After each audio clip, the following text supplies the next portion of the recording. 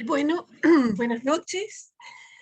Primero que nada queremos agradecerles a todos su entusiasta participación y acompañarnos en una nueva presentación de estos temas que APSAN presenta. Hoy tenemos reflexiones terapéuticas sobre los trastornos de alimentación. Nos van a acompañar Pascuala Urrejola, pediatra, y María Elena Gumucio, psicóloga. Van a conversar y reflexionar juntas unos 20 o 30 minutos cada una y después dejaremos espacio abierto para las preguntas, ¿ya? Las preguntas en el espacio de diálogo pueden hacerlas escribiéndolas en el chat o levantando la mano y les iremos dando la participación por orden de presentación de las preguntas y les sugerimos leer un poco las normas que están puestas en el chat al inicio para tener un espacio más coordinado de diálogo. Se privilegiará darle la palabra a una persona por vez y si quedan inquietudes, bueno, más adelante repetiremos el tema para profundizar más todavía y que todos podamos participar con más frecuencia si así es necesario. ¿Ya?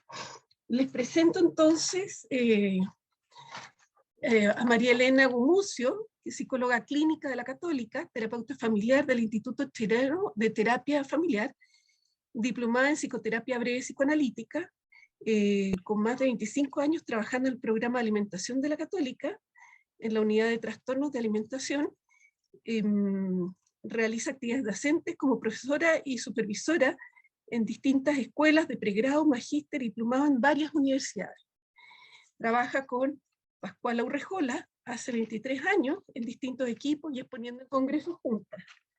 Pascuala Urrejola Noguera es pediatra especialista en adolescentes y nutrición, magíster en nutrición y diabetes, profesor clínico asistente en la división de pediatría de la Escuela de Medicina de la Católica y tiene estudios de pediatría en The Royal Hospital Medical College y es Research Fellow del Southwestern Medical Center de Dallas, Estados Unidos. Le dejo entonces la palabra ahora a María Elena Gumucio.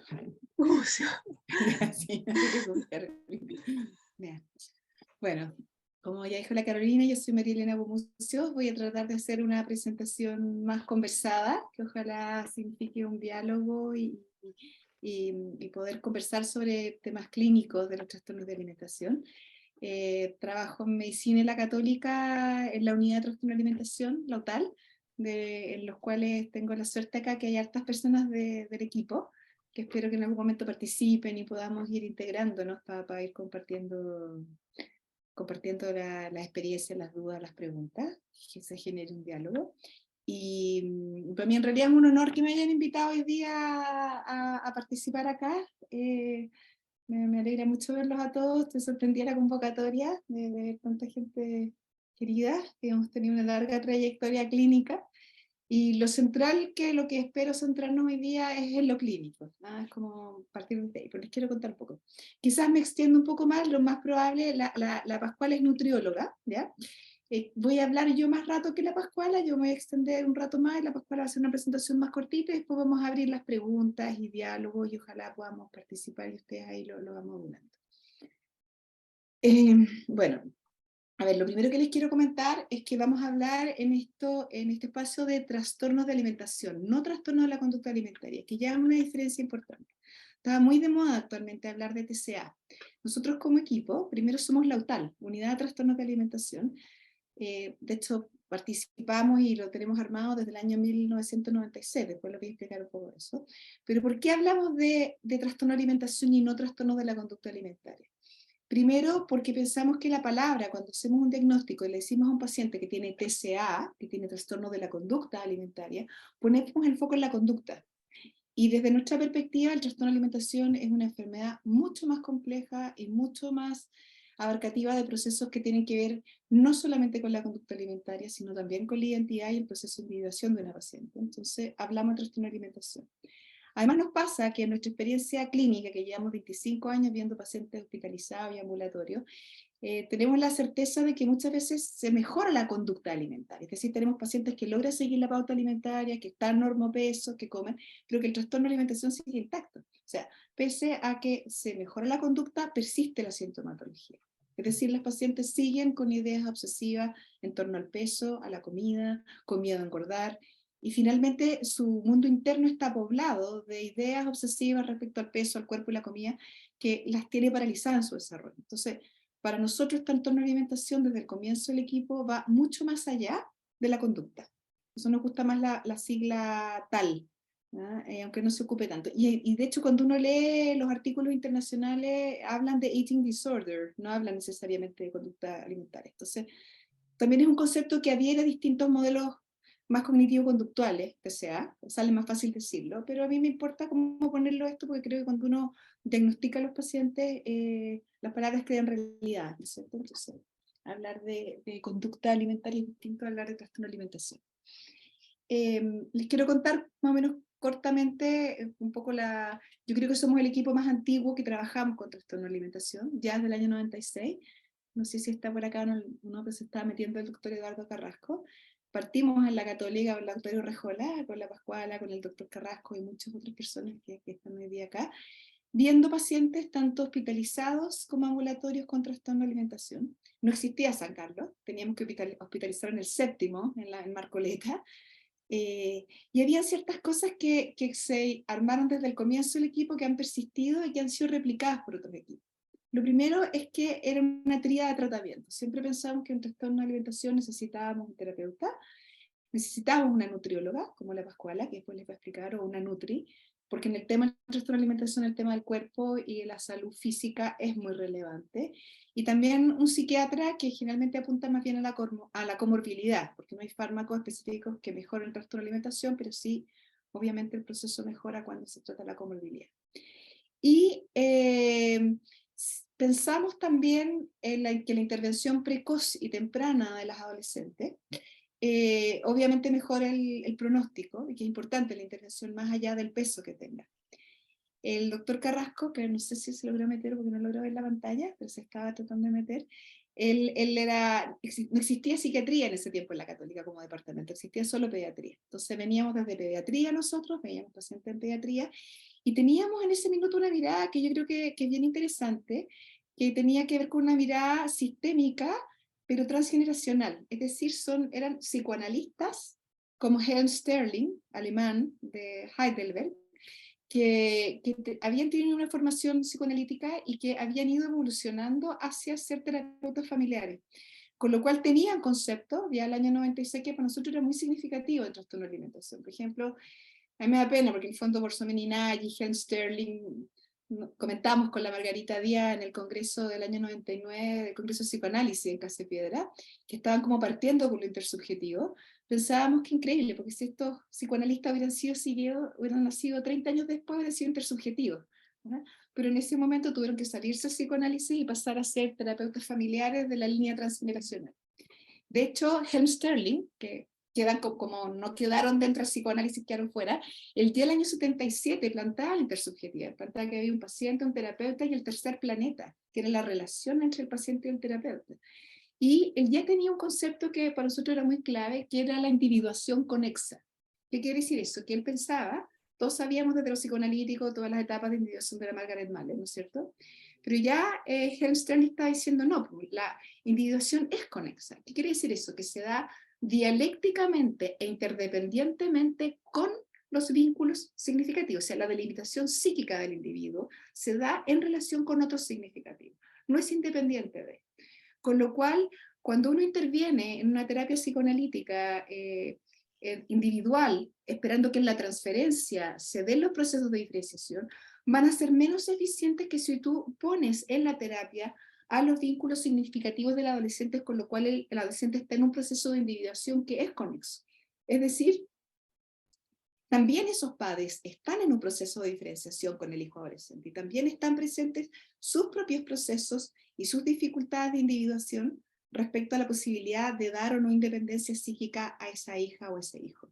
Entonces, yo en el 96, yo venía de una formación psicoanalítica originalmente, venía pensando en ser psicoanalista, de hecho, para análisis didáctico en ese minuto, y como que me empecé a topar con los trastornos de alimentación y con todas estas cosas, y empecé a pensar, acá hay un contexto más amplio, sistémico, que a mí me hace sentido en la intervención, de cómo intervenimos con nuestros pacientes. Entonces, en ese sentido, el equipo empezamos a trabajar pensando que la individuación como proceso que está a la base de esta dificultad en los pacientes con trastorno de alimentación es un amalgama, tanto en lo intrapsíquico individual también como en lo relacional, existiendo en los vínculos significativos, ¿no es cierto? Y también influyendo en el otro emergente y en el emergente de la relación, si me pongo más intersubjetiva. Pero eso estaba ya de una u otra manera puesto en estos primeros psicoanalistas que son terapeutas familiares en realidad, que es Borsellino y Stalini. Partimos nosotros también con terapia familiar, básicamente por razones bastante obvias, que tienen que ver primero con que el síntoma alimentario en las pacientes con trastorno de alimentación es un síntoma egosintónico, es decir, las pacientes que tienen trastorno de alimentación no se quieren mejorar, están cómodas, sienten que el trastorno de alimentación es su identidad, es su mundo propio, es el único deseo propio que ellas tienen, con lo cual no cumplen las indicaciones de terapia Stroop y Binder en términos de necesidad de ayuda, ni ninguno, o sea, todos los criterios de la relación terapéutica suponen que hay un paciente que se quiere mejorar, ¿cierto? Que se quiere curar de algo para poder establecer la alianza terapéutica. En las pacientes con trastorno de alimentación eso ya es una gran dificultad. Las pacientes con trastorno de alimentación viven su trastorno de alimentación como un mundo oculto, privado, el cual no quieren conversar, en el cual lo viven y lo experiencian como un mundo propio, y en ese sentido la intervención en términos individuales, sobre todo cuando hay problemas respecto al peso y la comida, es bastante poco fructífera, porque se arma un pseudo vínculo, porque ellas mismas tienen dificultades en el vínculo. Entonces pensamos desde el principio que era importante trabajar en familia, porque teníamos un síntoma egosintónico, porque necesitábamos como primera cosa ocuparnos sí de la conducta alimentaria. Son pacientes que no podemos tolerar que se enfermen porque están desnutridos, porque están vomitando, porque tienen bradicardia, porque tienen enfermedades físicas importantes que también afectan a su cerebro, con lo cual necesitamos tener una familia a la que ponemos a cargo de la comida, de la alimentación. Entonces, también por ese lado. En tercer lugar, también porque pensábamos, y hemos pensado desde el comienzo, que nuestro foco, al pensar que la individuación es conexa, vamos a trabajar en la reparación y en la sanación de los vínculos como familia. Entonces vamos a tener que pensar que tenemos una familia también que está disociada, que le cuesta pensar, con la cual tenemos que intervenir. Y en ese sentido, tenemos que tener presentes que vamos a trabajar en la reparación y sanación de los vínculos dentro de la familia, con lo cual vamos a tener que ayudar a esa familia a través de la pauta alimentaria a que cuide a su paciente, a que cuide a su hija, y eso es una metáfora relacional de lo que ocurre en la paciente y en la familia y en las dificultades vinculares, y supone una reparación y sanación de los vínculos que supone meterse en un proceso a largo plazo, lento, largo, a construir una relación distinta. Vamos a pasar a acompañar a la familia a que pueda tener otro tipo de contención. Dix, que hablaba de una contención convexa versus una cóncava, o lo pueden tomar de distintos teóricos, pero ese proceso con la familia significa que tenemos la posibilidad de intervenir en el proceso de individuación, desde mi perspectiva, más rápidamente que cuando uno lo hace de una perspectiva vincular, transferencial, individual. De hecho, muchas veces nosotros mezclamos espacios individuales y familiares.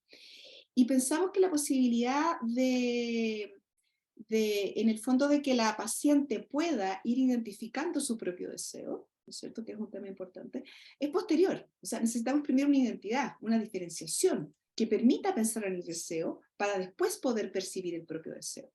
Entonces, es un trabajo que partimos pensando a la familia como una matriz relacional, como el campo relacional, en el cual se van a dar procesos de transformación en que emerja la vulnerabilidad, emerja la voz de todo en presencia de todo, y que va a conformar un campo intersubjetivo específico con el tratante y no solo con el tratante, sino con el equipo, porque son pacientes que requieren una intervención muy concreta en lo conductual, y son pacientes que requieren equipo, y los equipos van a recibir todas las proyecciones de hostilidad y de disociación, tanto de la paciente como de la familia, con lo cual también necesitan ser equipos que estén cohesionados, coherentes y que tengan una mirada teórica parecida, compasiva, ¿ya?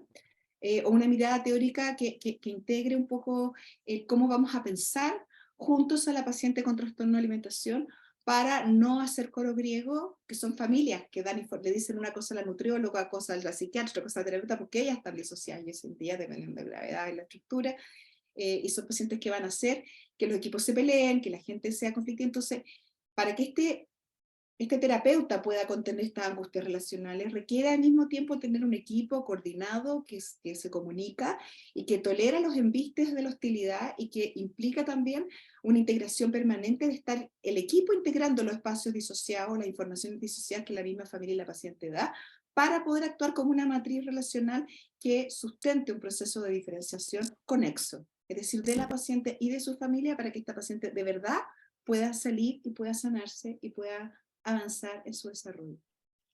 Estoy tirándoles un montón de ideas, pero prefiero hablar así más inspirada sola que siguiendo algo. Pensándolo un poco desde la perspectiva psicoanalítica, me acuerdo como, no sé, al principio había leído Freud, que hablaba de que el trastorno de alimentación era como una melancolía en presencia de una sexualidad no desarrollada, ¿cierto? Como que la paciente rechazó la alimentación, entonces rechazó la libido. Después tenemos en el año 78 la Hildebrandt escribió The Golden Cage, que fue como el gran libro de trastorno de alimentación, y que yo encuentro que fue súper asertiva ella, porque efectivamente puso que básicamente el trastorno de alimentación era como una dificultad de la paciente adolescente para asumir las transformaciones del cuerpo propias de la pubertad, y que habían perturbaciones en las percepciones interoceptivas, o sea, había alteración de la imagen corporal. Lo que se ha visto después es que efectivamente con la lixitimia no logran identificar bien los deseos, confunden las sensaciones corporales con las emociones. Y ella plantea, bueno, que esta perturbación de la percepción interoceptiva, problemas con la autonomía, acompañadas de un sentimiento como de impotencia, y ella pone de esto de la imposibilidad de expresar un deseo propio, que ocurre desde la infancia.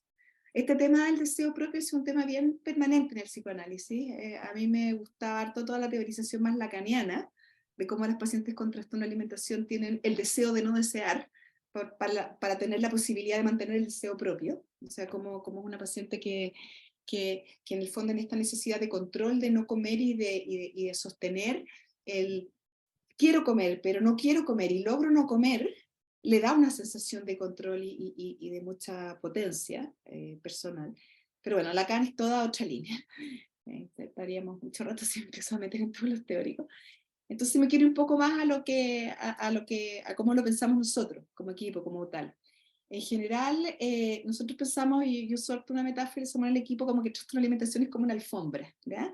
Es que en el fondo lo que vemos por arriba en la alfombra, en el diseño de la alfombra, están todos los síntomas alimentarios. Es decir, tenemos una paciente que tiene trastorno de la conducta alimentaria, es decir, o que no quiere comer por temor a engordar, o tiene atracones, o tiene restricciones, pero que hay un miedo profundo a engordar. Y para mí lo central del trastorno de alimentación, más que la conducta, tiene que ver que uno percibe que hay un mundo oculto, privado, poblado de ideas permanentes en torno al peso y de la comida, que configuran su mundo interno.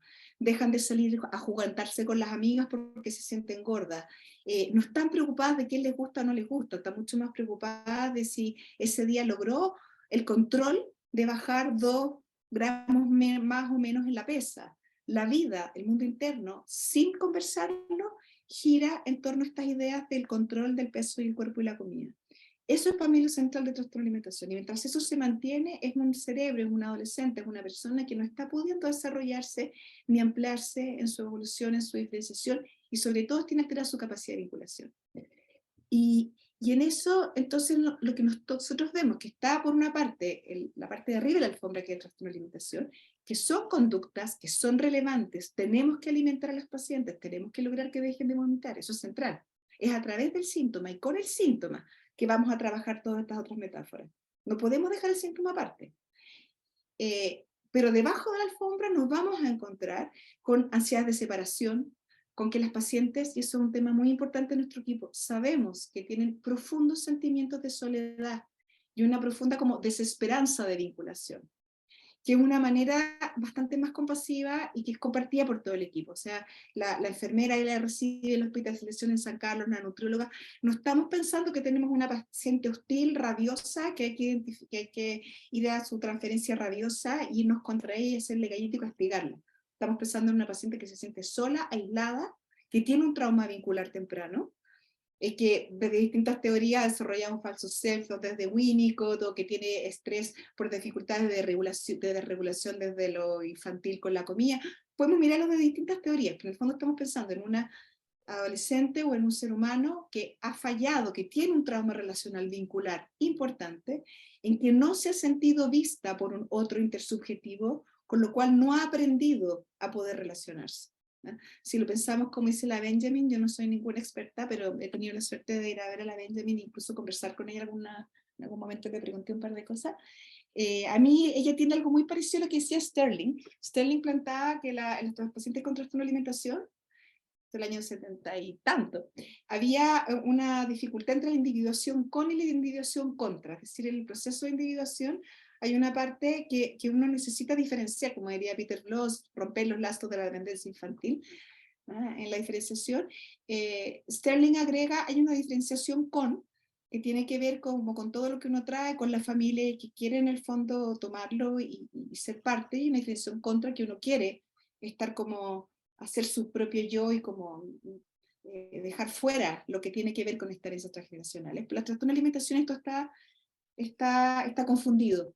La paciente no logra hacer un proceso de diferenciación, porque por una parte arma un síntoma, que es una individualización contra, que por ejemplo, no quiero comer, me niego a comer, no voy a comer con ustedes, pero simultáneamente ese no voy a comer con ustedes obliga a que la familia se inmiscuya y la invada, con lo cual se ve el proceso contaminado en que no es posible ni diferenciarse, porque hay una sobreintromisión de parte de la familia, y no logra una identidad propia, entonces es una pseudo solución de individuación, es como tener un pseudo mundo propio. Y la Benjamin, desde otra perspectiva más moderna, plantea algo como de las dinámicas de poder. No sé si está María José Mesera, que es experta en Benjamin, por ahí, me podría corregir.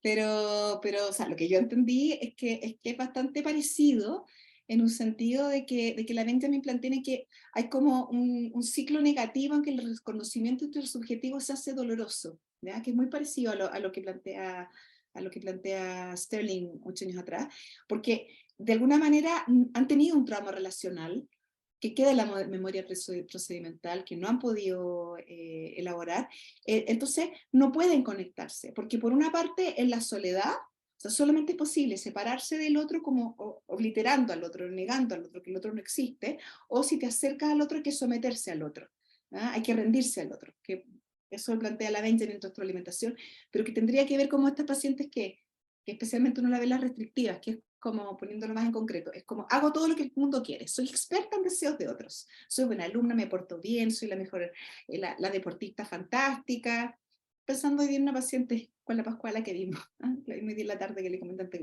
Por ejemplo, soy la mejor alumna, tengo promedio 6.9, soy la deportista fantástica del colegio, soy la taquilla, la jefa de alianza, pero tengo una profunda incapacidad de poder vincularme en genuidad con mis pares, no puedo hablar de conflicto, no logro comunicarme con intimidad con nadie, ni con mis amigas ni con mi familia, porque no tengo acceso al espacio de intimidad. Y vivo profundas ansiedades de separación, que por más taquilla y chora que pueda hacer, igual se siente excluida, las amigas de la adolescencia, las típicas pesadillas de amigas, y ya no tiene recursos para enfrentar eso, se queda callada, se retira, ¿no es cierto? Y después hace una anorexia galopante restrictiva, con unos papás que no la ven, que encuentran que la Mrs. Perfect, que no entienden por qué está tan flaca, la llevan a un equipo, son papás difíciles, pesados, la tratan un montón de tiempo, se sigue enflaqueciendo a un grado crítico y llega con nosotros, ¿ya? Y ella está en este dilema de cumplir deseos de otros de una manera perfecta, pero vivir este vacío existencial y no saber realmente qué quiere, qué desea, ni cómo vincularse, porque no ha podido vivir eso como parte de su ser. Nosotros intervenimos en eso, de esa manera, con nuestros pacientes, pero tomando en cuenta siempre que de alguna forma lo que vamos a buscar tiene que incluir y tiene que ser a través del síntoma. Lo que nos toca mucho ver en pacientes que vienen de psicoanálisis o terapias individuales es que es como que de verdad el síntoma de trastorno de alimentación fue como un alien que nunca nadie tocó. ¿Ah? Es como que la paciente viene con 4 años de análisis, 5 años de análisis, familia, con los 2 papás analizados, hijos de analistas. La Pascuala tenemos una larga historia de ver a muchos pacientes con trastorno de alimentación y también, y lo que uno nota, que es como la cosa que se hace complicada, es que efectivamente han avanzado un montón de cosas, pero como que no está la expertise de incluir lo alimentario, ni de pensar en la gravedad de que son pacientes que están objetivamente desnutridos. Un cerebro desnutrido de por sí aumenta la sensación de amenaza de los escenarios sociales, eso es neurociencia, está más obsesivo, está más rigidizado, no tiene capacidad de mentalización, mucha dificultad de abstracción, y cómo se instala eso. ¿No? Yo creo que, como decía la Jim Magaña, muy sabiamente, como les contaba, yo tuve la suerte gigante de presentar su libro, que ella hizo como una recopilación de casos clínicos de distintos autores europeos que hablan de trastorno de alimentación y pacientes muy graves, que es un libro precioso que se llama The Silent Child, que lo trajo la Josefina. En toda esta experiencia de pacientes graves, silentes, que no mentalizan, que están angustiados, que están enclaustrados con distintos niveles de gravedad, necesitamos los tratantes que vemos pacientes con trastorno de alimentación pensar que tenemos un paciente con estas características de alguien que está solo, desesperanzado, desvinculado, que hay hostilidad, hay mucha transferencia hostil, simultáneamente, que es la manera que tienen como de defenderse. Todo lo que pasa con la comida es llevado al vínculo. Nos introyectan, nos vomitan, nos expulsan, nos toman, nos dejan, nos restringen. A veces creemos que avanzamos y que el otro entendió y que mentalizó la semana siguiente es como nada. Yo explico que trabajar en trastorno de alimentación hay que tener mucha paciencia porque son periodos muy largos de armar un cerebro que logre mentalizar, una familia que logre mentalizar, es como hacer un hoyo en la arena, que uno cree que avanzó y la sesión siguiente punta al arena de nuevo y que seguir haciendo el hoyo. Requiere mucha tolerancia a la frustración de los tratantes, capacidad de tolerar la intimidad y no fundirnos con el otro y tolerar, en el fondo, contener toda esta ansiedad. Y requiere un rol muy activo. Son pacientes que en el fondo no las podemos dar mucha interpretación, porque es como forzarlas a alimentar. Necesitan un grado de control. Entonces, son pacientes que requieren un rol activo, en que estemos en una permanente, sobre todo al principio, una permanente mentalización. Como decía la Jim Magaña, les prestamos mente. Los nombramos, les decimos, sientes pena, sientes rabia. A mí me parece que lo que a ti te pasa es... Y nada muy sofisticado. No hacemos, como diría Rogelio, la interpretación de Malan, Rogelio, con las 3 lados. No, vamos aquí más concreto. ¿Ah? Tienes pena, tienes rabia, tienes frustración, tienes dolor, te pasa esto, que a tu papá parece que le pasa esto. ¿Qué crees tú que le pasa a tu mamá cuando tu hermano dice esto otro? Estamos todo el rato en un rol muy activo el tratante. No tenemos silencios prolongados, porque se ponen muy perseguidas. Son pacientes que están a la defensiva, que tienen dificultades. Entonces, toleramos silencios cortos, hacemos intervenciones específicas, muy concretas en la mentalización, en el aquí y el ahora, en el síntoma, a través del síntoma, y lo primero que nos guía como tratantes es que la paciente y la familia pueda seguir la pauta alimentaria. Y eso no es concreto ni cognitivo-conductual, es una metáfora a través de la comida, y con la comida de poner en palabras y de poder mentalizar toda la dificultad vincular que está puesta en la comida. Las pacientes con trastorno de alimentación, eso es lo que ellas ven. Ellas no ven las ansiedades vinculares debajo de la alfombra. Nosotros podemos percibir y podemos descubrir los traumas relacionados. Una pregunta muy clásica que hacemos es como, ¿qué pasaba en la familia cuando partió el trastorno de alimentación? Y nunca nadie se lo ha preguntado. Me ha tocado pacientes de fuera de Chile y todo, que nunca nadie les preguntó eso. Y justo coincidió que se cambiaron de ciudad, que el papá le puso el gorro a la mamá y la hija se dio cuenta. O sea, nos topamos con temas vinculares importantes que están debajo del trastorno de alimentación. Y la importancia de trabajar con compromiso. Yo creo que son pacientes que requieren terapias a largo plazo, requieren compromiso, requieren creatividad, intuición, flexibilidad, equipo. Y bueno, hay muchas otras cosas que les podría contar, pero ya me estoy extendiendo demasiado. Lo único que les puedo decir, así como para cerrar, antes que abramos la discusión, es que Yo sí creo que el trastorno de alimentación es difícil, son pacientes que a todos les carga. Me acuerdo cuando partimos en la Católica, los otros psiquiatras decían, pero trastorno de alimentación, qué latas de pacientes, son tan difíciles, no hablan nada, son tan rabiosas. Nuestra experiencia clínica, después de ver pacientes de 23 años que sí se mejoran, con intervenciones largas y sostenidas, sí salen de trastorno de alimentación, y que es muy bonito también, y es muy vitalizante para los tratantes, trabajar en equipo. Para mí es súper importante la UTAL, todos los que tenemos acá. Es vitalizante trabajar en equipo y es vitalizante poder acompañar a nuestros pacientes a crecer y vitalizantes. Es muy enriquecedor que en una enfermedad que parece tan grave, ver cómo cuando logran salir se generan cambios evolutivos significativos que nos vitalizan también a los tratantes y ser parte de la posibilidad de intervenir en cambios evolutivos con ese nivel de gravedad y con este tipo de pacientes, yo creo que es algo muy, muy satisfactorio para uno. Eso. ¿Ah? Después, si quieren abrimos preguntas o cosas, la Pascuala les va a contar un poco de medicina basada en la evidencia, ¿no? de las cosas más actuales que yo creo que son súper interesantes también para que podamos compartir. Adelante. La Pascuala necesita compartir pantalla. Sí.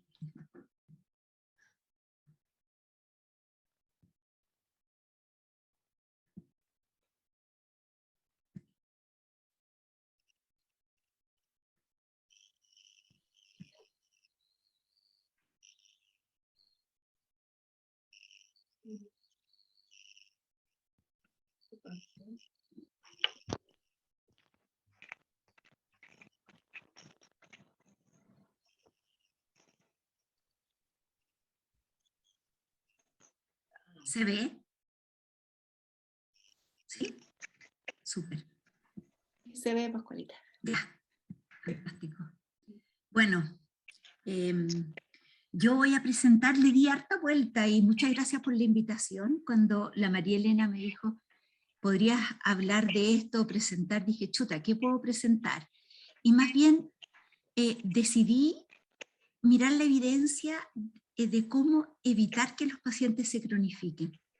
Entonces empecé a mirar qué es lo que había en este último tiempo y quería partir más bien hablando un poco de la prevalencia y lo que ha estado pasando en este último tiempo. Voy a achicar un poco la pantalla, perdón, porque veo muchas.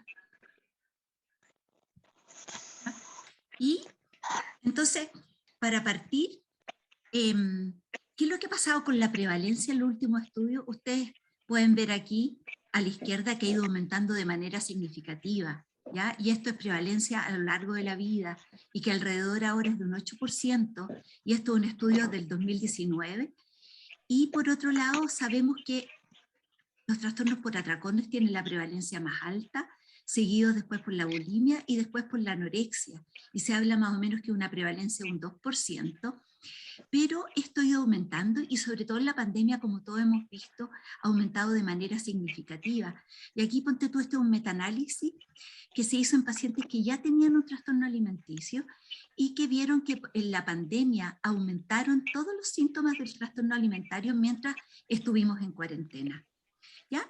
Pero lo otro importante también es que se ha visto que ha ido aumentando de manera significativa, porque este es un estudio que es reciente, que se ha visto que desde el 2013 al 2019 ha aumentado en 4 veces los trastornos alimentarios, y esto tiene un efecto muy importante en la calidad de vida, porque aquí les muestro, este es un estudio sueco que vieron los años que uno pierde o tiene discapacidad por la enfermedad. Y fíjense aquí, en este como color anaranjado, qué pasa con la anorexia. Aquí tenemos la bulímica y estos son los esquizofrénicos, ¿ya? Y tenemos qué pasa entre los 15 y, por ejemplo, hasta los 40 años, que son alrededor de 200 casos por 100.000 habitantes que pierden años de vida por la enfermedad, ¿ya? Y un poco, ¿qué es lo que nosotros hemos visto en el servicio de psiquiatría? Estas son pacientes que se hospitalizaron entre el 2015 y el 2021, son más mujeres como todos sabemos, la mayoría son anorécticas restrictivas, pero con una edad mediana de hospitalización de 17 años y están hospitalizadas por 35 días, ¿ya? Y por otro lado, si vemos los estudios en Inglaterra, que tienen un muy buen registro, han ido aumentando los casos hospitalizados desde el 2007 hasta el 2018 en casi 4 veces. Y todos sabemos que la mortalidad de la anorexia nerviosa es la más alta de todas las enfermedades psiquiátricas y alrededor de un 6%. Entonces, el tema que es cómo podemos evitar que se cronifiquen. ¿No es cierto? Todos sabemos que hay factores predisponentes, que la María Elena mencionó, y que siempre hay un factor que lo precipita, ¿no es cierto? Que ella mencionó, pero más que nada, donde nosotros tenemos que, obviamente, es evitar que aparezcan, pero cómo evitar que se vayan perpetuando. Y esos son los estudios que le quería mostrar, más bien que han hecho los ingleses, el grupo de la doctora Treasure en el Maudsley, que tiene que ver cómo evitar que esto se convierta en un ciclo vicioso y que haya más deterioro. Aquí probablemente ustedes están familiarizados con un estudio que se hizo en Suecia, que siguieron a pacientes que partieron con un trastorno alimenticio desde chica y la siguieron por 18 años y vieron cuántas de ellas se cronificaron y vieron que alrededor del 12% se cronificaron, pero ¿qué es lo que más influyó? Es el mayor tiempo de transcurrido los síntomas hasta el inicio del tratamiento, el que tuvieran antecedentes de TOC o rasgo del espectro autista. Y por otro lado, el 98% de ellas tuvieron durante todo este proceso un trastorno afectivo, ¿ya? Por otro lado, que hemos aprendido también un poco de los estudios de pacientes que restringen, o más bien estudios de gente que restringen, y está el clásico de Minnesota, y de este hombre que estuvo colgado por 44 días en el río Támesis, tomando solamente agua. Y ahí vieron qué pasaba con todo lo que tenía que ver con la regulación del apetito y qué pasaba con la baja de peso y cuando lo realimentaban. Y el estudio de Minnesota, recuerden que fue hecho en la Segunda Guerra Mundial con unos voluntarios que no quisieron ir a la guerra por objeción de conciencia y eran absolutamente sanos y los pusieron en una dieta que les dieron alrededor de 700 calorías. ¿Y qué fueron viendo a medida que ellos fueron comiendo menos? Que se pusieron irritables, que se aislaron socialmente, que no se concentraban, que estaban intolerantes al frío, que las comidas se transformaron en un ritual. Era lo único que importaba. Y además se pusieron muy obsesivos, que es lo que nosotros vemos con nuestras pacientes.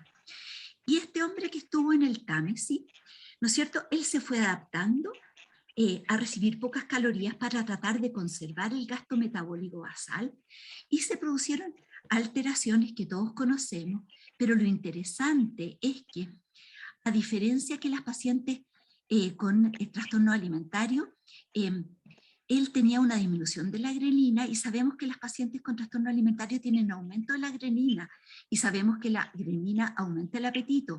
Entonces probablemente fisiopatológicamente hay una diferencia a lo mismo que el péptido Y. Y obviamente tiene un aumento del cortisol, ¿no es cierto? Y todas las hormonas de contrarregulación para poder mantener la glicemia de manera normal. Entonces, las repercusiones clínicas del ayuno o de la desnutrición es que tenemos la adaptación al ayuno, esto que se ponen más frías, frecuencias cardíacas más bajas, ¿no es cierto? Constipación, dolor abdominal, pero también perdemos masa magra y recordar, ¿no es cierto?, que uno puede llegar a perder masa del ventrículo, pero tenemos los cambios neurobiológicos que son los que nos convocan, ¿ya? Y ahora, en este último tiempo, con toda la tecnología, ¿no es cierto?, incluyendo resonancia, PET, se ha visto que los pacientes que bajan de peso tienen alteraciones en la corteza cerebral, que es el lóbulo frontal, en el cortical y también en el parietal. Y como ustedes pueden ver aquí en resonancia, esto es una paciente al inicio del ayuno y después de la realimentación, cómo cambia la resonancia, pero que a medida que la vamos realimentando, aumenta el volumen de la corteza cerebral que se pierde con la baja de peso. ¿Ya? Entonces, el equipo de la doctora Treasure y Ulrich en Inglaterra fueron viendo que era muy importante tratar a estas pacientes al inicio de la enfermedad, cuando los síntomas recién aparecen, porque cuando ya tenemos los síntomas que la María Elena comentó un poco que ya estaba configurado en la alfombra, ¿no es cierto? Si no logramos revertirlo, una mayoría que es importante, alrededor del 12% pueden ser estas pacientes que entran y salen de los hospitales, ¿no es cierto?, que tienen estas enfermedades que se llama crónica y permanente, ¿no es cierto?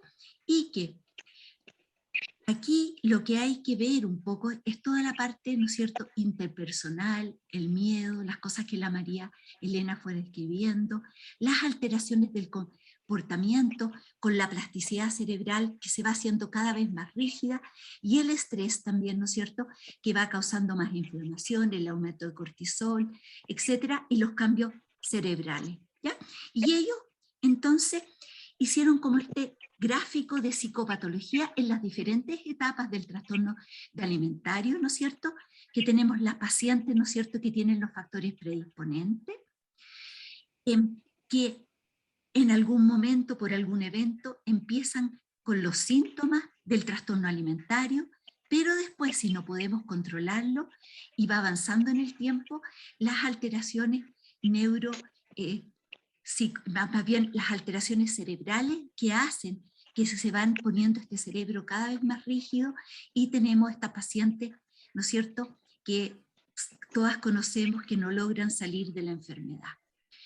Pero además de esto, sabemos que solo, y esto es lo que hay en la evidencia, que solo 1 de 5 individuos busca tratamiento antes de que los precozmente, es decir, que se demoran, ¿no es cierto?, en consultar y que algunos no lo hacen y hacen que se vaya cronificando y que el pronóstico es más malo.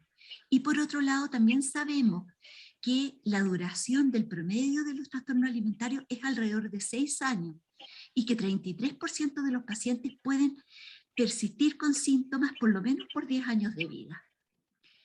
Entonces, ¿cómo evitar que se cronifiquen? ¿No es cierto? Actuar acá, ¿ya? Y no existen ensayos clínicos controlados, aleatorizados, que promuevan una evidencia sólida en el tratamiento, pero sin embargo existe mucha evidencia que las intervenciones precoces, multidisciplinarias que mencionamos, y también las intervenciones familiares pueden evitar la cronificación, ¿ya?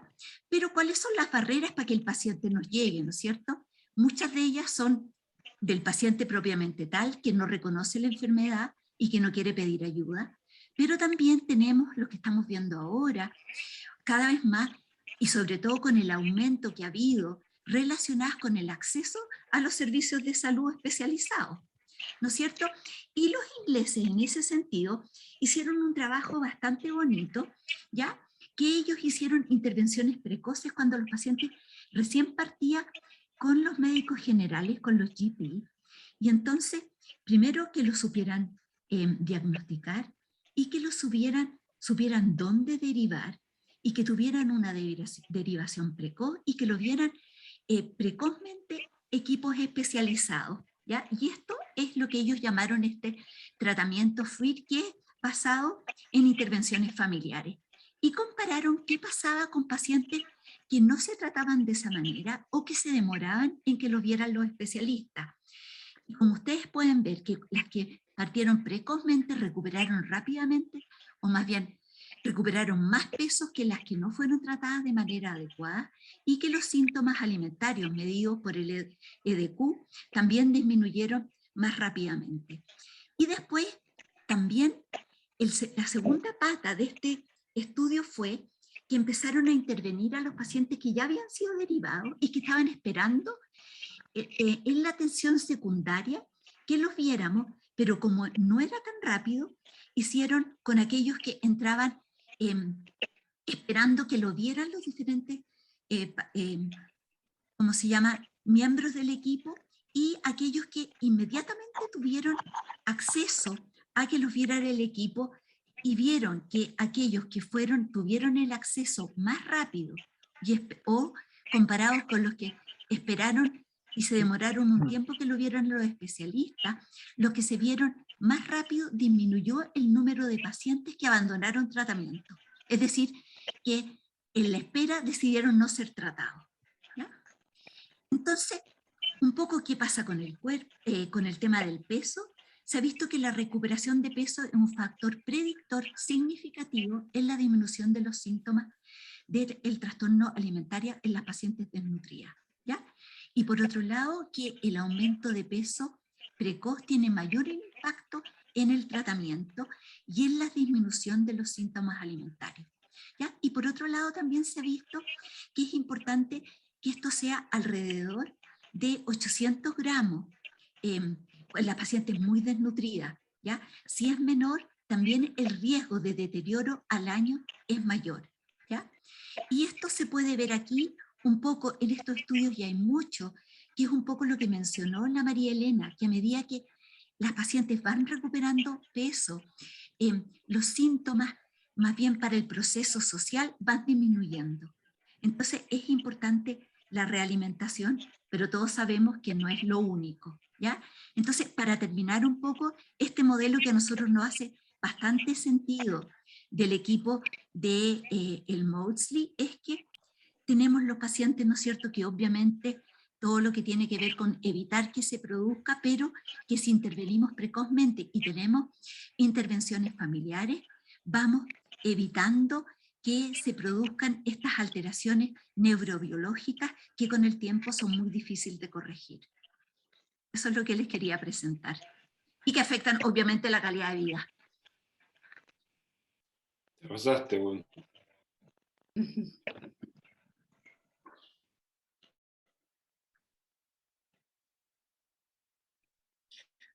¿Pueden dejar de compartir? Súper.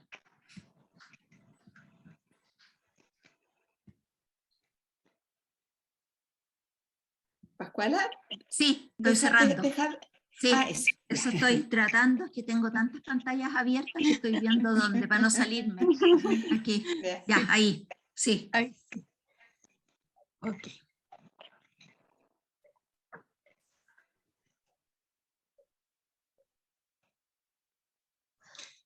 Damos paso ahora al espacio de preguntas. Les recuerdo entonces que está el chat como vía de preguntas y levantar la mano, y vamos a estar dando, por orden de presentación las preguntas, vamos a estar dando la palabra. Pascuala, ¿sigues con la pantalla? ¿Digo todavía? Ah, chuta. Sí, ya. Sácala.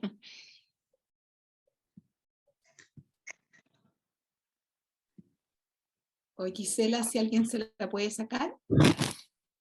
A ver si... Sí, estoy viendo de poder hacerlo. A ver. Espérate, no sé, ahí. Porque Yo la ya Pascuala salí de está ahí. con Ya, listo. Ahí Ya, salió. saliste. Ahí Ya. salió. Sí, ahí saliste. Ya. Ahí estamos. Ya, ahí sí. Bueno, la idea es que conversemos, hay tantas cosas que preguntar de los terapeutas, los tratantes, de los datos que dice la Pascuala, son súper relevantes, porque yo creo que nos hablan de la importancia de la intervención precoz y la importancia de poner ojo en esto de que los pacientes coman, ¿eh? En qué peso están, del énfasis en esto que conversábamos antes, de cómo el tema del síntoma, de la comida, no es lo mismo si comen, no comen, qué comen, hay que hacer preguntas específicas en las entrevistas. No da lo mismo si una paciente vomita un helado de vainilla una vez a la semana a una paciente que vomita un paquete de pan, que es un vómito muy agresivo, que incluso a veces sangran todos los días. No es lo mismo la paciente que mete el vómito debajo de la cama de la mamá en un frasquito, hay vómitos rabiosos, hay vómitos de pena, hay restricciones en qué momento, cuándo son, cómo son, qué pasa antes, qué pasa después. Todo lo que tiene que ver con la conducta alimentaria y con cómo llevar a nuestros pacientes y preocuparnos de ese tema es una metáfora relacional que es muy importante que podamos abarcar en las terapias, ¿no? Más allá de la perspectiva comprensiva que tengamos del síntoma. No sé, pues la idea es que conversemos un poco. Con la Pascuala nos toca harto eso, ¿no es cierto, Pascuala? Y bueno, con todas las del equipo acá, de ver estos riesgos de cronificación, de la dificultad de sostener a los pacientes y poner énfasis en que coman. Me preguntaba, comentando un poco lo mismo que decía la Pascuala, me tocó justo el viernes, estaba haciendo clase en un magíster y me salió una pregunta que me sale harto, que terapeutas me preguntan y me dicen, oye, me dicen, ¿pero qué hago? Era una argentina. De hecho, me decían, ¿qué hago? Si tengo una paciente que la tengo en terapia y que encuentro que está súper bien, ¿ah? Que está mentalizando, que se está llevando mejor con las amigas, que está más tranquila, pero baja y baja de peso. Y yo le digo, pucha, si tú tienes una paciente que baja y baja de peso, no está todo bien. O sea, una paciente que está bajando de peso es una paciente que está con un trastorno de alimentación y que tú puedes estar trabajando en todo lo que tiene que ver alrededor, pero el foco, el alien del trastorno de alimentación, no lo estás tomando. Entonces me dice, ¿cuáles serían los pasos a seguir? Entonces yo le decía, primer paso, tú poner en las sesiones la importancia de hacer un diálogo directo y abierto respecto a la comida, a que tiene que lograr comer. Luego, ¿no? Que no puede estar en ese peso, poner a la familia a cargo. ¿Y qué pasamos si lo que pasa siempre, que la familia no lo visibiliza? Bueno, hay que buscar de alguna manera, y si la familia no la puede cuidar y sigue bajando, bueno, se hospitaliza. Pero en el fondo es como no podemos permanecer impávidos ante los pacientes que tenemos con trastornos de alimentación que están con estos síntomas, especialmente las restricciones y los vómitos. Entonces, ¿qué preguntas, comentarios quisieran hacer? Gracias. Lo primero, una pregunta. a ver, les vamos a pedir que vayamos en orden, porque hay gente que ya escribió en el chat, vamos a partir con eso y después vamos dando la palabra, ¿ya? Tenemos aquí una pregunta de Andrea Leslie, que dice, hola, cuando se trabaja con adultos entre 25 y 30, ¿hay diferencias en agregar más o menos a la terapia familiar? Yo creo que esa pregunta la podría responder la Carol Unger, terapeuta de nuestro equipo, ¿no es cierto, Carol?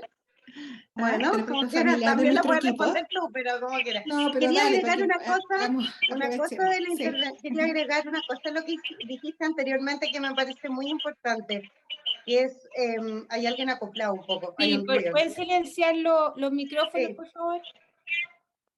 Sí, Bien. y ahí, Gracias. bueno, un poco lo el ejemplo que dijiste, María Elena, que tiene que ver con esta paciente que creemos que va, no están silenciados los micrófonos. No, No. hay alguien que Ivonne está... parece, Ivonne Guerra parece que, eso, ahí, Sí. ya, gracias. No, que dijo la María Elena, explicó a esta paciente que creemos que va todo bien, que a propósito de esta individuación en contra, son pacientes muy pseudo, que pareciera que está todo bien, como decía, esta es la que participa, la que es la cheerleader, la que no sé qué, pero en un vínculo muy del deber, de lo que se habla como la belle indifférence, que se habla de las anorécticas. Entonces, eso es lo que confunde mucho a uno como terapeuta muchas veces. No va todo bien si sigo bajando de peso, porque pareciera que el entorno podría ser porque es muy una paciente también con rasgos muchas veces bastante histéricos. Entonces, está ahí esta cosa muy seductora hacia los demás, pero sin vincularse. Eso por un lado. Y respondiendo a la pregunta de la terapia con adulta, nosotros pensamos como equipo que sí, pensamos desde un desarrollo teórico que hemos hecho, que sí, porque generalmente traemos, si es que vive con la familia, a la familia, si es que vive sola, a la familia, y si es que vive con el marido, la pareja, quien sea, llamamos a alguien, porque como uno de los síntomas de esta enfermedad también es, no hay conciencia de enfermedad, es muy difícil, si bien yo quiero mejorarme muchas veces, nosotros sabemos como terapeuta que hay una parte que es muy difícil y que su mente, como explicaba la María Elena, está igual en que como, cuánto como, que no como, como. O sea, hemos tenido en este último tiempo 3 pacientes adultas, 2 médicos, hospitalizada de 44, 45 años este último mes. Y llamamos a los maridos, en una llamamos a los papás, una mujer que vivía sola, que la fueron a buscar, muy desnutrida. Entonces, sí, nuestro modelo de entender la enfermedad es sistémico, entonces, por lo tanto, sabemos que, como muy bien explicó la María Elena, esto es el vínculo, aunque tenga 50 años, puede que yo todavía no me pueda vincular. Entonces, da lo mismo la edad, si bien el pique es en la adolescencia, y ahí ocurren otras cosas, lo que ocurre después también es parte de esta misma dificultad de tener un desarrollo individual. de individualizarme. Entonces, Sí. perdón, que yo Sí. pregunté, en ese caso, entonces, por ejemplo, habría que hacer un trabajo sistémico con la pareja. Sí, Por con ejemplo, la Como en pareja, terapia me Andrea, refiero. claro. A ver, Sí. y que en eso, complementando lo que dice la Carol, Andrea, si pensamos que el proceso de individuación es un proceso que nunca termina a lo largo de la vida, que estamos permanentemente en eso, es impresionante cuando tú ves pacientes de 40, 50, 60 años en el discurso, las notas igual de indiferenciadas que una paciente de 14. No distinguen su deseo propio ni el de la madre, te dices que ella piensa, es que yo pienso, que nosotros queremos, y hay ocultamiento de los síntomas. Para nosotros en general, eso no significa que tú tienes que tener todas las sesiones con la pareja. En los espacios adultos tenemos más espacios individuales, ¿ah? Y muchas veces la Carol trabaja súper bien en eso como paciente adulta, como dice ella, pero sí meter a la familia encontramos que es de gran potencia, sobre todo para generar pautas de cuidado a la paciente y de revinculación. Entonces sí metemos a la pareja, a veces metemos a la paciente de 57 años, a la mamá de 78, además del marido, además de un par de hijos, sobre todo, mientras más gravedad el paciente y más incapacidad de autocuidado, más necesitamos además contar con una matriz desde un relacional de lado, apoyo. desde un lado por la manera de entender el trastorno que tenemos nosotros, pero también desde el punto de vista concreto que son pacientes que van a mentir mucho respecto a si comen o no comen. Entonces, entre más gravedad, si lo hemos visto en nuestra experiencia clínica, y así está escrito también, entonces más mentirosos, es una enfermedad bastante donde hay bastante ocultamiento, más mentiras, entonces son pacientes que hay que intervenir por la larga data también del trastorno, muchas veces no han consultado nunca. Teníamos una hora de 40 años que no ha consultado en su vida. Entonces, de alguna manera tenemos que meter a otros para controlar también esto que hablaba la Pascuala, de no más desnutrición, son pacientes que ya el costo de la desnutrición es grave, o sea, grave en términos de los huesos, en términos del cerebro, en términos... Entonces hay que meter a un cuidador que esté a cargo de eso también, aparte de que a través de eso nosotros vamos trabajando el vínculo. Eso. Muchas gracias. Hay otra pregunta, hay muchas preguntas, pero vamos a seguir en el orden. Hola María Elena y Pascuala, quería pedirte si podrías hablar respecto a cómo superar el hecho de que a las pacientes no les gusta hablar al respecto del tema, de su mundo interno en el que todo gira en torno al peso. Se niegan y cuando hablan con mucho sufrimiento. A ver, yo creo que especialmente el foco terapéutico tiene que ver con generar un espacio terapéutico que permita una alianza terapéutica en que sea posible hablar de esos aspectos dolorosos y de esa vulnerabilidad, que emerge esa vulnerabilidad. Hay distintas formas de enfrentar eso. Es muy distinto, por ejemplo, cuando hay un... Voy a salirme de otra cosa, voy a darle un tips, así lo que a mí personalmente resulta y lo usamos como equipo. ¿Ya? A mí me encanta la externalización del síntoma. ¿Ya? Pensando eso. ¿Qué significa la externalización del síntoma? Significa de que le explicamos a la paciente, nosotros mentalizamos por ella, que ella tiene una enfermedad, que es como una voz que le habla, que la obliga a no querer comer, a sentir control, a sentirse fea, a no querer vestirse. Le ponemos voz nosotros a esa voz y le ponemos nombre. Cuando tú a una paciente la invitas a hablar de su enfermedad, externalizando la enfermedad, entonces, por ejemplo, se llama la chueca, la chascona, todas tienen nombre distinto, la harder, la negra. A las ayudamos mucho a poder hablar, porque pueden hablar de la enfermedad como un tercero, como un alguien que las tiene todas. Entonces habla de la enfermedad. Entonces tú puedes diferenciar y puedes tener a la persona que está como entendiendo que tiene una enfermedad. Aumenta la conciencia de enfermedad, la externalización, y les permite con mucho más facilidad poder hablar de la enfermedad porque disminuye la culpa de la enfermedad. Ya no es vivida como mi identidad, es vivida como una enfermedad que tengo. Entonces aumenta la conciencia de enfermedad, entonces permite mucho más fácilmente poder hablar de la enfermedad, poder hablar de los sentimientos dolorosos, y tú te alías con la paciente y alías a la familia en contra de la enfermedad.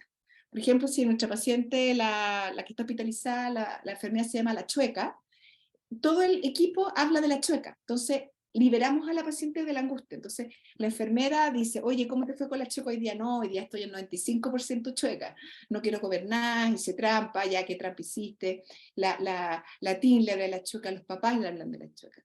Yo en un minuto le pregunté a la Benjamin, le dije, oye, le dije, a mí me encanta la externalización de la enfermedad como manera de poder hablar con los pacientes del dolor de la enfermedad y de poder nombrar la enfermedad y poder como dimensionar y aumentar la conciencia de enfermedad. ¿No será disociativo? Y la Benjamin me contestó y se rió y me dijo, no, me parece regio que hagas eso, porque muchas veces los seres humanos tenemos que danzar con la disociación al servicio del yo.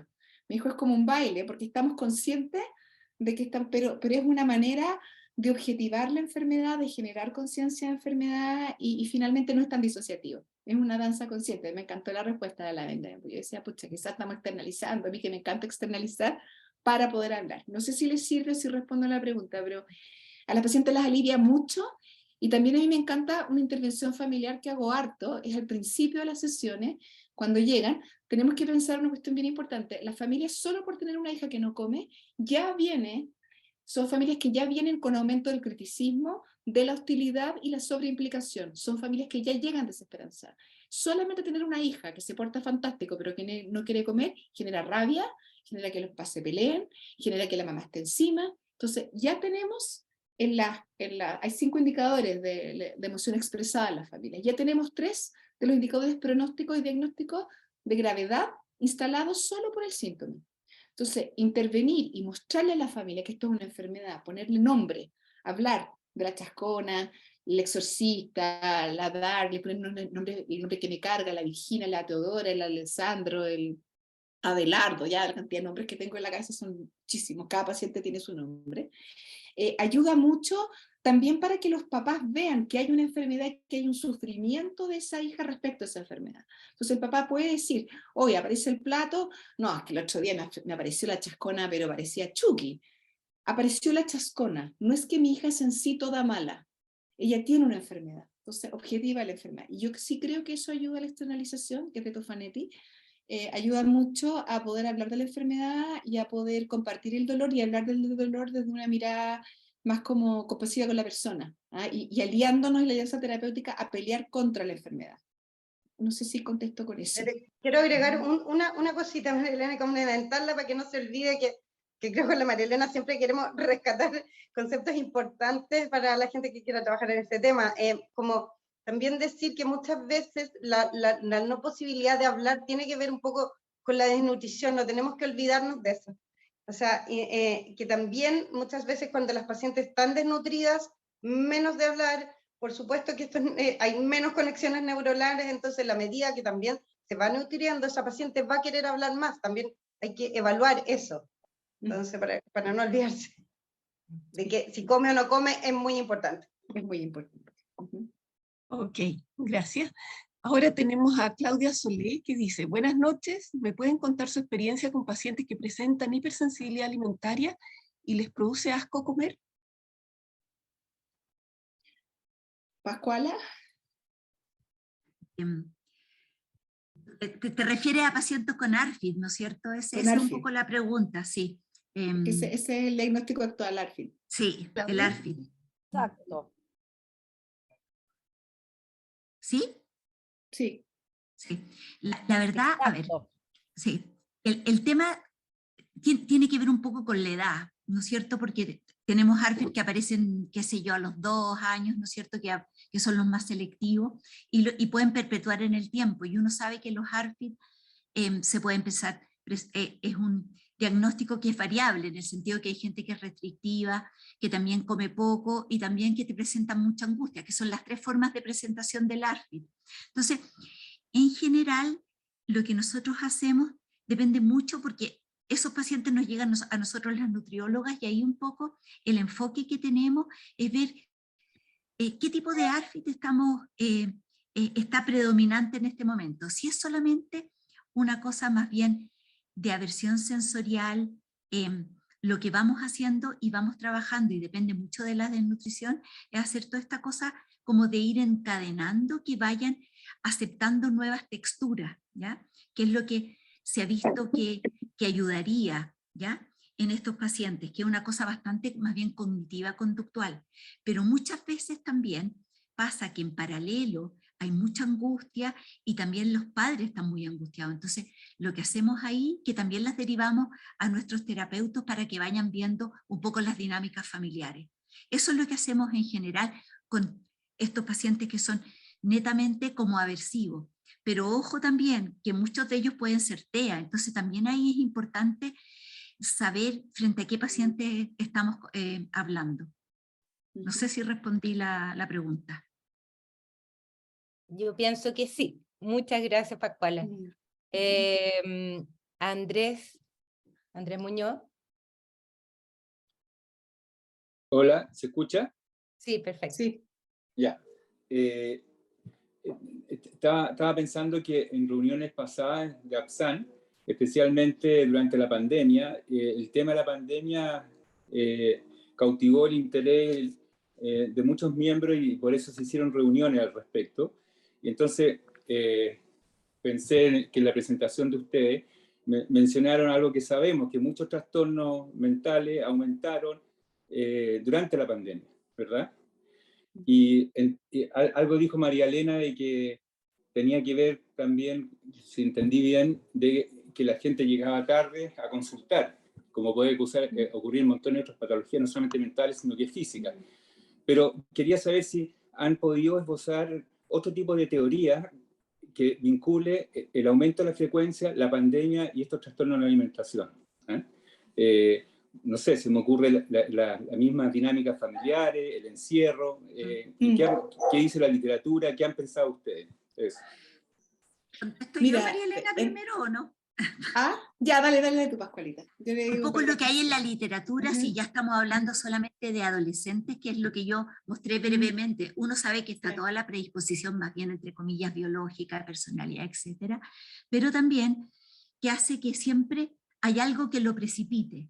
¿Te fijas? Y en la pandemia lo que se sabe en los adolescentes es que perdieron todos los factores protectores y, como dijiste tú, estaban estas familias que son más disfuncionales. Entonces, a la larga, lo único que los pacientes podían controlar eran las comidas. Eso es lo que se ha demostrado, un poco que tiene que ver con el aislamiento, con la difusión familiar, y que de repente empezó a haber como este caos familiar, y que las niñas y los niños lo que sintieron un poco es que empezaron primero a controlar el tema de las comidas, o hacer más ejercicio, o comer menos, y se desencadenó el trastorno alimenticio. Sí, en esa misma línea, Andrés, si pensamos que el trastorno de alimentación tiene que ver con los procesos de diferenciación, ¿no es cierto?, individuación y de armar una identidad propia, el haber expuesto a una población adolescente a no tener la posibilidad, al estar encerrado con las familias, expuesto a las dinámicas familiares disfuncionales, en sí ya es antinatura, porque no tenéis posibilidades de pares, de otros, de armar una identidad propia, con lo cual las angustias del desarrollo solo por el encierro son tremendamente altas. Y en familias en las cuales hay poca capacidad de mentalización, es decir, poca capacidad de elaboración, de pensar, de hablar de emociones, los niveles de angustia de los adolescentes fueron súper altos. Y eso sí, la misma idea que dice la Pascuala, es súper entendible que un adolescente que está privado, que tiene una baja capacidad de mentalización, que tiene una familia que en general no es tan contenedora para poder elaborar las ansiedades, las angustias de muerte, además de vulnerabilidad, de aislamiento. O sea, son muchos los pacientes que uno ve que efectivamente se deprimieron muy importantemente con trastorno de alimentación, en la pandemia. El trastorno de alimentación es una solución anoréctica, es un rabotril. El trastorno de alimentación es como un RICE, es como no puedo poner control a estas angustias inabarcables, pero puedo poner control sobre el ejercicio en el caso de los hombres y sobre la comida. Entonces, me pongo obsesivo, pongo ejercicio, me pongo a dejar de comer, a restringir, siento bien mi cuerpo y eso me calma. Y ha sido súper complicado porque muchos de esos pacientes que se enfermaron en la pandemia, cuando se abrieron la frontera y tuvieron que ir a interactuar con los pares, no quieren romper sus pautas, porque en el fondo salir significa dejar de hacer ejercicio todos los días, ya no están haciendo el Insanity, ya no se van a sentir más bien. Los Instagram de las imágenes, la manera que se relacionaban con los padres era mostrando imágenes, las calugas, el cuerpo. Entonces yo sí creo que la pandemia tiene un efecto muy importante a nivel intrapsíquico de la dificultad de limitación psíquica de los adolescentes, de cómo lo vivieron respecto a sus padres y respecto a su entorno. La Melina, que es psiquiatra de nuestro equipo, tiene levantada la mano. Quería solo complementar. Poder agregar.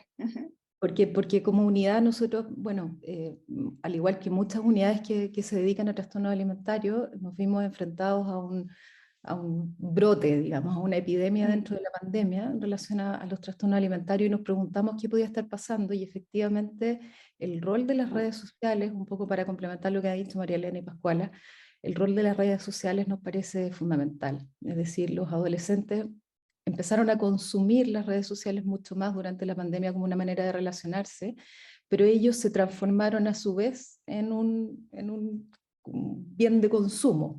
Es decir, el poder exponerse en las redes sociales, exponer su cuerpo, exponer las calugas, exponer lo que habían bajado de peso, se transformó en la meta, y lamentablemente al volver a exponerse una vida social normal, ya no tenían todos los filtros y todas las fotos y todas las maneras de modificar su imagen. Entonces creemos que también hay un efecto de las redes sociales en el aumento de los trastornos alimentarios, y que no se ha podido abandonar del todo. La vuelta a la sociabilidad ha sido súper difícil, y es una de las cosas que nosotros sabemos que está a la base de los trastornos alimentarios: el aislamiento, el tener pocas redes de contención, redes efectivas de contención. Así que lo consideramos también un factor importante. Quiero agregar otra cosa desde el punto de vista, respondiéndote Andrés también, desde el punto de vista más interaccional y más de la familia. Nosotros pensamos, se ha estudiado y también nosotros compartimos esa hipótesis, de que también en la mayoría de estas familias hay conflictos, ya sea de parejas, donde muchas veces esta es una paciente que ha estado triangulada en el conflicto de pareja, imagínate en la pandemia, o sea, todas estas triangulaciones, coaliciones, las rigideces de la familia aumentaron. Por lo tanto, el trastorno de alimentación también aumentó. Entonces, de alguna manera, también las dinámicas familiares se vieron presionadas. Si ya son familias rígidas, crónicas, con muchos conflictos entre los padres muchas veces, esto colapsó también, entre otras cosas más individuales que tienen que ver con las redes sociales y la adolescencia y la individuación. Ya. Muchas gracias a todas por la respuesta. Aquí hay una pregunta de Javiera Cerda que dice: hola, soy psicóloga y trabajo en el Hospital Calvo Maquena. Respecto a la importancia de iniciar un tratamiento oportuno y el riesgo de cronificación, ¿cómo se podría subsanar la espera para el tratamiento psicológico, teniendo en cuenta la alta demanda y grandes listas de espera en el sector público? ¿Será que en un primer momento se pueda esperar que la paciente o el paciente tenga mejor nutrición y que eso permita trabajar de manera más profunda en eso que hay debajo de la alfombra? ¿O qué mecanismos recomendarían para el servicio público? Yo pienso que la Melina podría contestar eso, la Melina. Sí. Bueno, nosotros como unidad es un temazo al mismo problema, es un temazo. Sí. Porque yo creo que no estamos dando abasto como país en estos momentos para enfrentar los trastornos alimentarios. Creemos que es un problema extremadamente serio lo que está ocurriendo. Se están dando casos cada vez en personas más jóvenes. Los riesgos de la cronificación de los trastornos alimentarios son múltiples en todas las áreas de la vida de una persona. Como unidad, nosotros nos entusiasmamos con la posibilidad de usar los medios digitales durante la pandemia, y así poder abarcar a más pacientes y que pudiéramos llegar más lejos. Y como unidad de trastorno alimentario de la Católica hicimos una plataforma virtual de talleres grupales donde poder congregar a pacientes de distintos lugares geográficos, y no solamente a las pacientes, también a los padres, y poder darles soporte en esa época en que no podíamos estar nosotros presencialmente con ellos. Usamos la telemedicina para eso.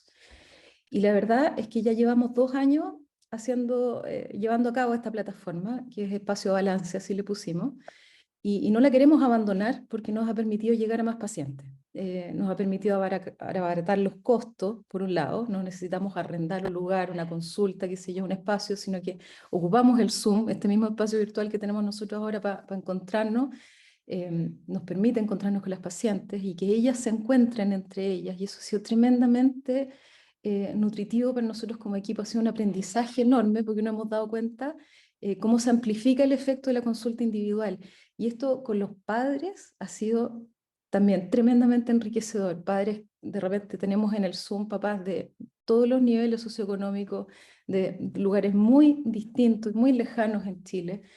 Yo creo que esa es una manera que tenemos de amplificar lo que hacemos, digamos. Somos, los especialistas somos un recurso muy escaso en Chile. Sí. María Elena, Eso, comenta tú sí. también de tu No, experiencia. es que está perfecto lo que comenta la Melina, porque yo creo que tenemos distintas cosas. Me tocó participar en las guías clínicas de trastorno de alimentación para Sudamérica que se están armando, y efectivamente lo que plantea Melina, o sea, nosotros como equipo somos la expresión misma de esta sobredemanda que hay. Respecto a lo que está arriba de la alfombra, abajo de la alfombra, además de lo que plantea Melina, que para nosotros ha sido un aprendizaje fantástico, tener grupos de talleres de pacientes de distintos niveles socioeconómicos, de distintas partes del país, con especialistas, o sea, aprovechar a los especialistas para eso.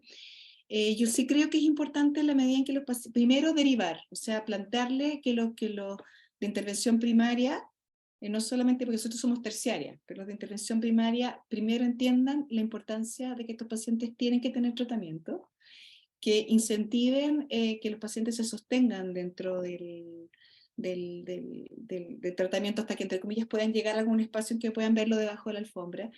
Pero todo lo que tenga que ver con que los equipos tratantes se preocupen de que ese paciente se alimente bien, como dice la Pascual, es fundamental para el pronóstico. Claramente hay muchos pacientes en espera, pero no es lo mismo un paciente que está esperando que la familia por lo menos sabe que tiene que comer, que están encima para que coma, mientras espera llegar a una atención secundaria terciaria, a esas familias o esos sistemas que consultan y que los tratantes y los médicos dicen no, espere y nadie hace nada.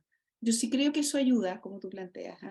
Lo ideal es llegar a ver debajo de la alfombra, pero la intervención primaria tiene que estar puesta en que esto es un trastorno grave, que se cronifica, que tiene mucho efecto en el desarrollo y que hay que buscar intervenir tempranamente en que la familia se ponga a cargo y cuiden a esta paciente, que entiendan que es una enfermedad que comer. Y eso no es muy sofisticado, se puede hacer.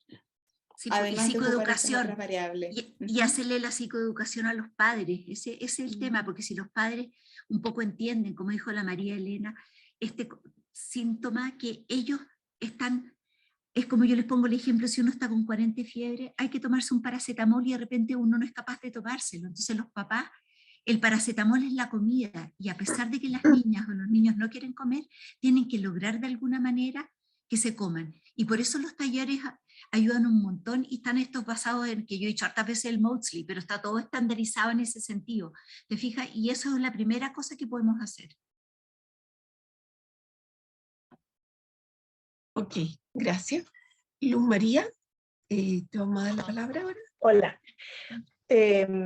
Yo quería preguntar, comentar y preguntar, porque la Pascuala lo mencionó hace un rato. Nosotros, yo estoy en el servicio de salud mental del Hospital Roberto del Río, y nos ha tocado ver mucho la asociación TEA con trastorno de la alimentación. Bien interesante y bien grave. Hemos tenido niños y hombres también y niñas bastante complicados. Entonces, la Pascual hace un rato mencionó eso. Me gustaría, no sé qué experiencia han tenido, si para ustedes es lo mismo, porque me da la impresión de que ha aumentado harto.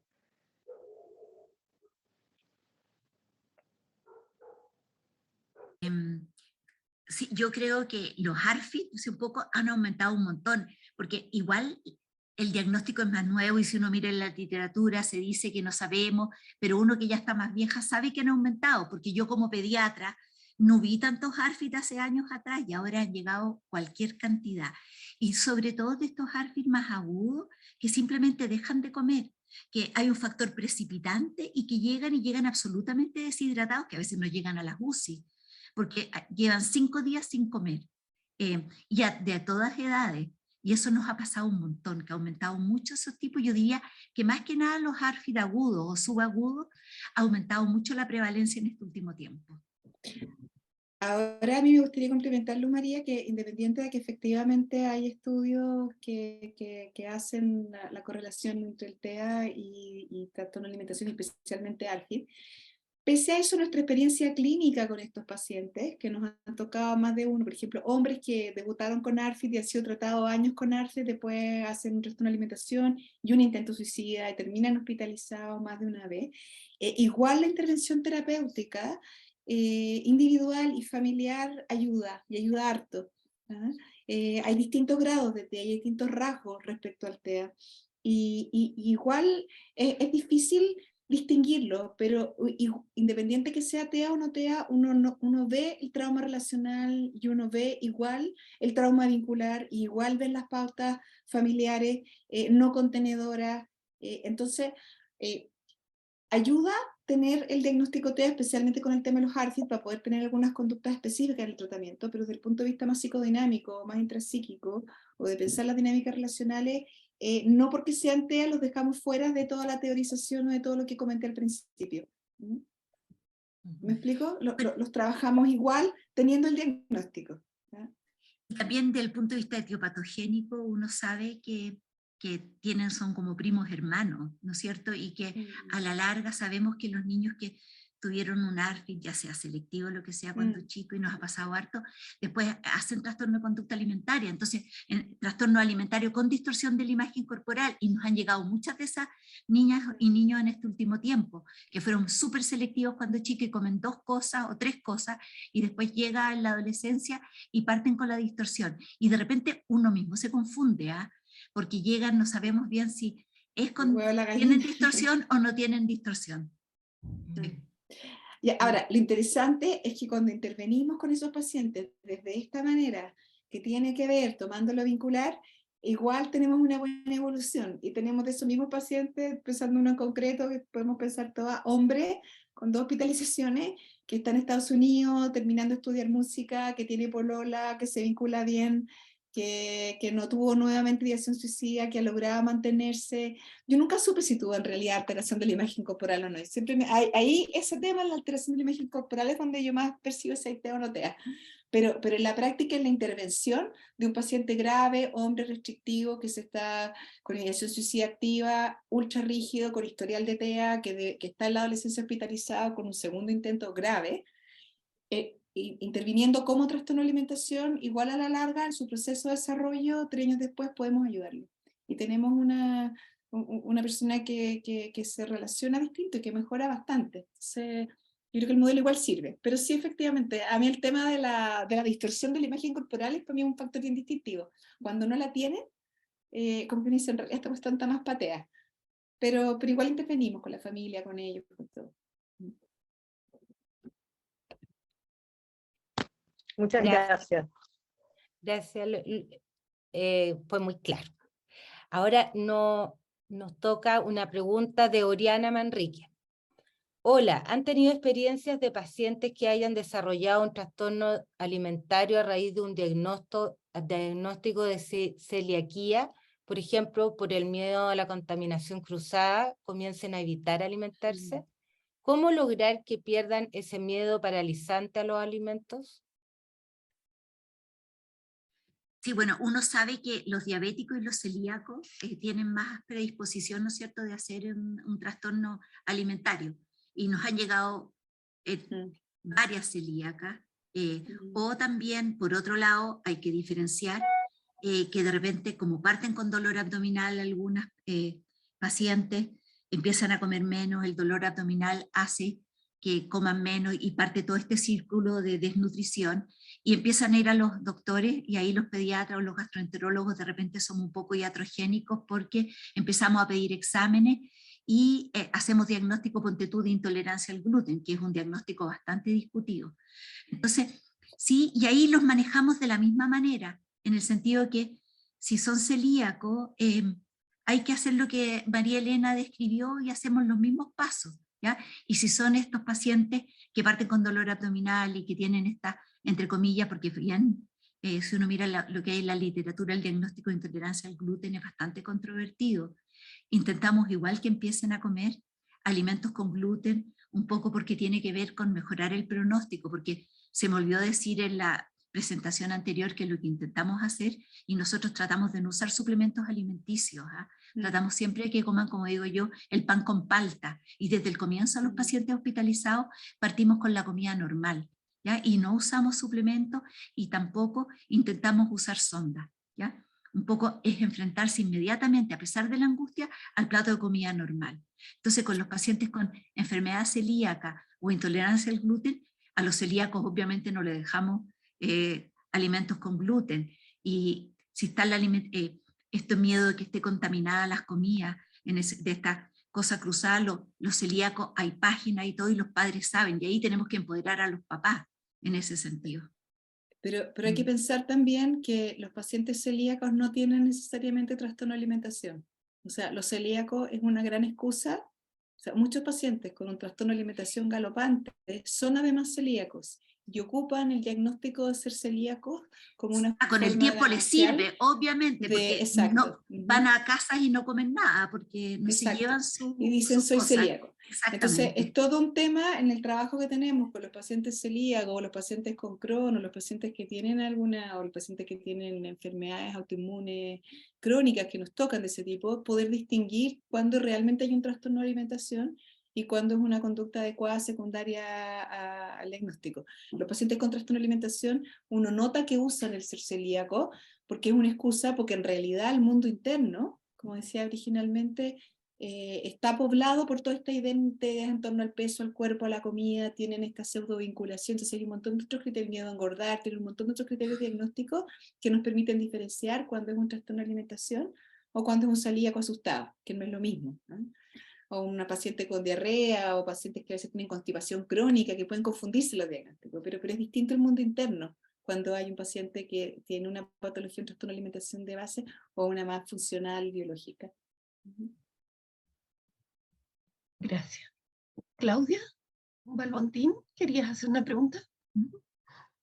Sí, no, estaba pensando que nos podrían contar un poco de los factores transgeneracionales o de cómo se transmite un poco no solo la conducta alimentaria, sino los conflictos respecto del alimento, de la diferenciación, pensando en pacientes o madres que han tenido trastornos alimentarios y que de alguna manera están como en ese conflicto de cómo traspasar o no traspasar sus dificultades con la alimentación respecto a sus hijos o hijas, y qué elementos preventivos podríamos considerar en ello, digamos, en el trabajo con madres, por ejemplo, de adolescentes que vuelven a tener la conflictiva en el periodo de adolescencia de sus hijos o hijas. Eso.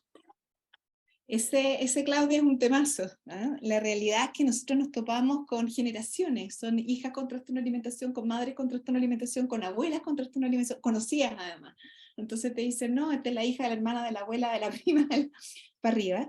Desde el comienzo, desde la conceptualización del trastorno de alimentación, desde esta línea que les explicaba que son los transgeneracionales, que eran psicoanalistas, Borsomen y Nagy, por ejemplo, o mismo Sterling, se habla de estas herencias transgeneracionales, de los lazos de apego simbiótico y de conductas alimentarias que se van transmitiendo hacia abajo, ¿no? Y eso uno lo ve en la práctica clínica todo el tiempo, y están las dos cosas, o sea, son hijas que crecen con una mamá que come raro, ¿no? Que come distinto al resto de la familia, entonces hay aprendizaje por imitación. La mamá más gordofóbica, que le dice, no, que familia gordofóbica, y que hablan del cuerpo del otro como forma de funcionamiento. Además que hay altos niveles como de criticismo respecto al cuerpo del otro, entonces hay dinámicas como relacionales específicas. Y hay también dinámicas más intrapsíquicas que tienen que ver con que sí se ha visto que son en el fondo mujeres con dificultad en su proceso de individuación, que son abuelas con dificultad en su proceso de individuación. Entonces, la escena, por ejemplo, es la abuela que claramente no se vincula con nadie, que tiene todos los domingos la mesa impecable y les sirve unas comidas preciosas con servilletas muy lindas, porque hacen todo muy como hay que hacerlo, pero que es una abuela que sonríe, que come su sopa de pollo, y le pregunta a los niños, oh, ¿estás gordo, estás flaco? ¿Cómo te ha ido en la universidad? Exigencia académica y exigencia sobre el cuerpo, que son como los dos temas. Esa abuela a la vez tiene una hija con un trastorno de alimentación, tiene varias hijas, de las cuales tiene 5 hijas, las 5 tienen trastorno de alimentación, estoy contando como ejemplos concretos para imaginárselo en concreto. Esa hija a la vez ha vivido una vivencia de una mamá que es abnegada, puesta hacia la familia, hacia la forma, pero incapaz de contener, incapaz de visualizar un otro, incapaz de un vínculo que genere una posibilidad de diferenciación intersubjetiva. Y a la vez esa madre llega angustiada porque tiene hija adolescente y está segura que va a transmitir esto, que es un poco lo que me imagino que tú preguntas, ¿qué hace la mamá y cómo lo vive?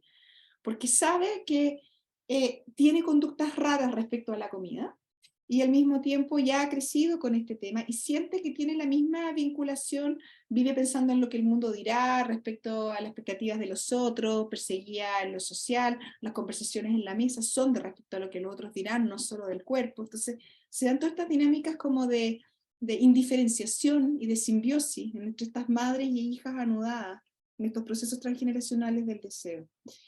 Lo que yo te diría que desde la experiencia clínica, lo que me ha tocado muchas de estas familias, y son hermanas, mellizas y todo, lo que generalmente me ha tocado ver es que estas mamás angustiadas, como ellas mismas son pacientes crónicas, porque están cronificadas ya a esta altura de la vida, no quieren pasárselo a los hijos, pero no saben cómo. El trastorno de alimentación es un trastorno oculto, silente, no hablado. Con lo cual son familias en que esto no se habla. Yo diría que lo primero que los invito, como a nivel protector, es a poder declarar en su familia: tengo un trastorno de alimentación. A la mamá, yo tengo un trastorno de alimentación. Conectarla con el dolor de ella, el trastorno de alimentación. Para mí es súper complicado, no puedo evitar cucharear todas las comidas, me da angustia porque cuando ustedes no están me como la caja de caluga, la varsovia que me compro sola, ¿ah? O me como, ustedes me han visto cuchareando los restos de la comida. El solo hecho de que la mamá lo asuma y le ponga palabras y identifique que ella tiene un trastorno de alimentación ya es protector, porque nunca lo hace. Todas estas madres tienen todas conductas raras, esconden comida, tienen closet de comidas con llave, cosas ricas, les dan comida a algunos hijos sí y a otros no, porque uno encuentra que es flaco. Si uno se mete en cómo funcionan estas mamás con los hijos respecto a la comida, es todo un mundo extremadamente curioso, disociativo y comen raro. Ponen la torta y no se comen el pedazo, pero lo cucharean. Entonces son hijos que están expuestos todo el rato. Entonces diría que lo primero, como para el cuestionamiento de estas mamás, tiene que ver con poder poner palabras a que esto es una enfermedad, a que ellas sí les pasa, a que la padecen, poder compartir esa experiencia, poder hablar con los hijos del dolor de los hijos, porque los hijos normalizan, pero muchas veces ven el sufrimiento de estas madres. Incluso hijos hombres que uno cree que no se dan cuenta, sí se dan cuenta. Cuando la mamá abre el tema, el hijo sí le dice: pucha mamá, a mí me da vergüenza invitar a los amigos porque tú te cuchareas toda la mesa.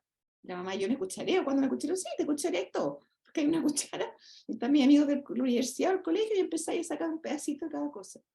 Ese diálogo de la enfermedad con la familia yo lo encuentro protector. Y también tiene que ver con todo el proceso de individuación que hace esa propia madre, que obviamente los objetivos terapéuticos son distintos cuando es una adulta, cuando es una adolescente. Muchas veces están cronificadas, entonces la idea es: pucha, está vomitando 20 veces al día, que vomite una, pero que tenga conciencia que puede establecer un diálogo abierto con sus hijos y que ojalá avance, y eso sí lo he hecho con muchos pacientes adultas crónicas, en acompañarlas a aumentar los grados de intimidad en la vinculación con sus hijas, especialmente con las hijas mujeres. Hay una suerte de competencia, que son mamás muy exigentes, que proyectan la autoexigencia en las hijas, entonces le exigen académicamente, le exigen cumplir, le exigen ayudar en la casa, le exigen muchas cosas, pero no hay un vínculo genuino de visualización del mundo interno de la hija. Entonces, ayudo a estas pacientes adultas a fomentar ese espacio, por ejemplo, a juntarse con esta hija que está fuera de Chile, ir a verla, y sentarse con ella y hablar de esto, preguntarle cómo se siente, que son cosas que son súper obvias que muchas de estas mamás no han hecho, porque no es parte de su proceso y de su vivencia anterior con su madre. Y muchas veces les toca a estas mamás quedar atrapadas entre que tienen una madre con un trastorno de alimentación, de la cual se preocupan mucho, pero la cual odian, están todas las ambivalencias vinculares propias del trastorno, la expulsan, la introyectan, se pegotean, y que quieren cortar eso hacia abajo, y es como ayudarlas a asumir que para arriba ya fue. Se bancan a la mamá que anda pegotea con ella de sombra, más vieja necesitando ayuda, pero que para abajo, en sus propios espacios familiares, identifiquen la enfermedad, identifiquen los patrones de conducta alimentaria distintos, identifiquen las pautas relacionales de criticismo, de que dejen de hablar del cuerpo de otro, de hostilidad, de la gordofobia, y que busquen espacios de poder acercarse a las hijas. Porque generalmente lo que uno ve para abajo son relaciones pseudo, o sea, son madres con hijas pseudos para abajo también, que son muy preocupadas, muy existenciales, pero muy poco conectadas en el vínculo. Eso te diría, no es fácil, y también asumir a las mamás, asumir el duelo que pucha, todos le damos cosas para abajo, que no hay mucho que hacer y que también manda a la hija a la terapia. Como que hay que asumir que esto pasa y una enfermedad complicada, pero ayudarles a poder pensar que se pueden romper estas herencias transgeneracionales. Sí, quería complementar algo de lo que estás diciendo, María Elena, que efectivamente yo diría que más del 50% nuestras madres también tienen trastorno de alimentación. Entonces, y lo que muchas veces la oportunidad también desde otro concepto con lo cual nosotros trabajamos, que como hablamos de que esta es la paciente que es la chivo expiatorio, por así decir, de la familia. Muchas veces estas mismas pacientes dan la oportunidad a estas madres de reconocer que nunca habían hablado, como decía la María Elena, de que ellas tenían un trastorno de alimentación. A veces, muchas veces es primera vez de que ellas dicen, va, sí, efectivamente, o que el marido ahí dice, sí, pues tú tienes un trastorno, de esto no se hablaba tampoco, lo cual también tiene que ver con el trastorno de alimentación de la hija. Entonces es la oportunidad. Lo que sí sucede a veces en nuestra experiencia es que hay mamás que sí quieren ser tratadas ahora, de adultas, y otras que no, y esa, por supuesto, como libertad individual que cada uno tiene para ser tratada, eso, ahí nosotros no nos metemos. Si la paciente es la traída, nosotros a ella vamos a mandar a la nutrióloga y todo. La mamá a veces nos pregunta, pero yo ahora quiero ser tratada, bueno, va a nuestra nutrióloga de adulto y qué sé yo, y ocurre eso, pero muchas veces estas pacientes vienen a ayudar a estas madres a vincularse de una manera distinta, es muy bonito eso. Se repite transgeneracional y se corta ahí la cadena transgeneracional. Ya, muchas gracias. Josefina, dale con la pregunta. Tiene silenciado el micrófono, Josefina. Sí, bien, gracias.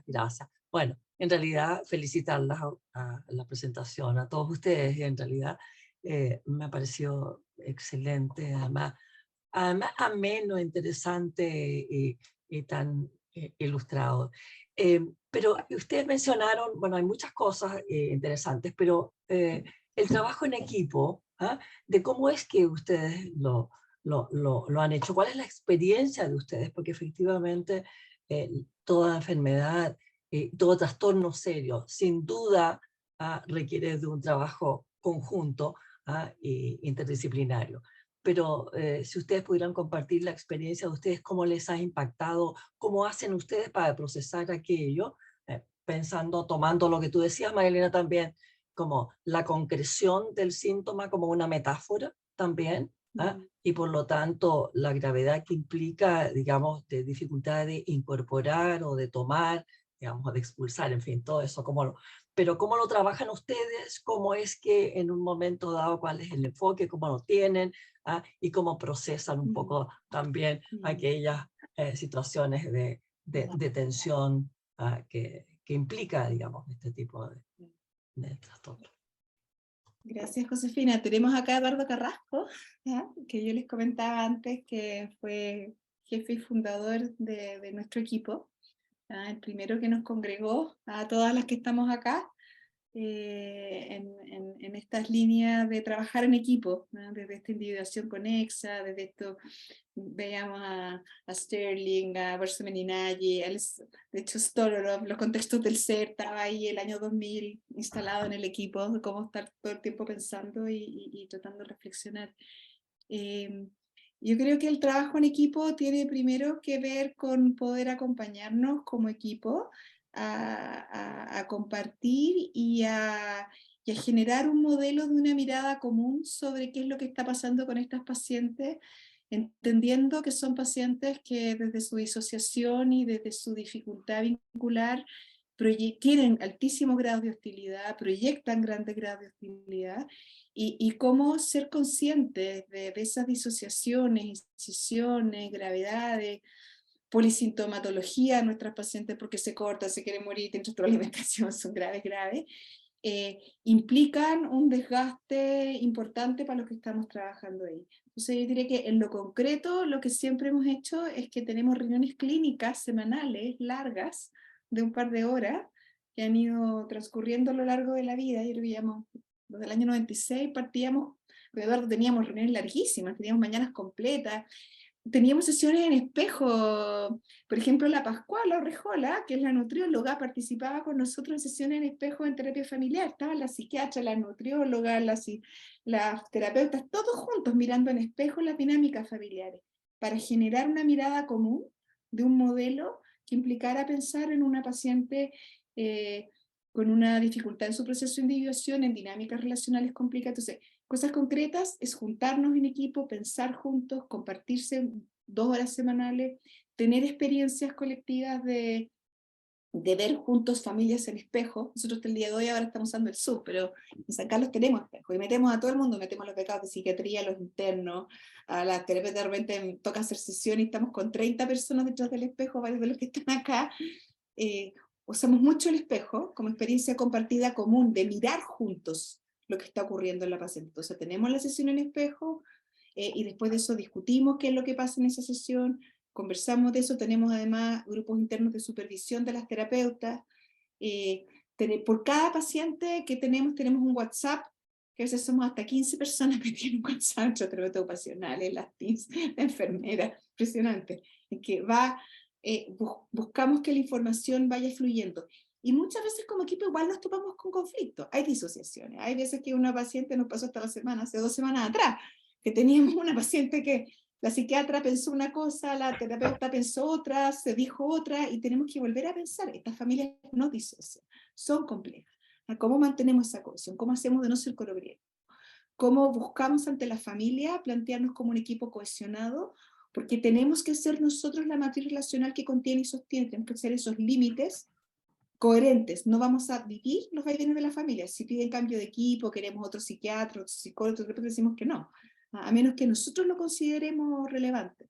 Entonces, mantenemos esa coherencia con harto esfuerzo, y harto espacio, y harto cuidado, y harta dedicación de todas. Está la Melina ahí con la mano levantada, que creo que sería bueno para contestarte, Josefina. Sí, Y sí, eso, complementar. Eduardo, desde el comienzo era algo central, la conversación, la discusión, la contención. Y también el compartir espacios de risa, de reírnos, de espacios sociales, también de vivir un poquitito el equipo como un espacio rico, como una matriz relacional para también que a los que tratamos, no solamente con esa paciente en específico, sino también como de estar expuestos en este espacio que es muy proclive a que uno tenga fatiga por compasión o burnout, que están descritos en el profesional de la salud. ¿Melina?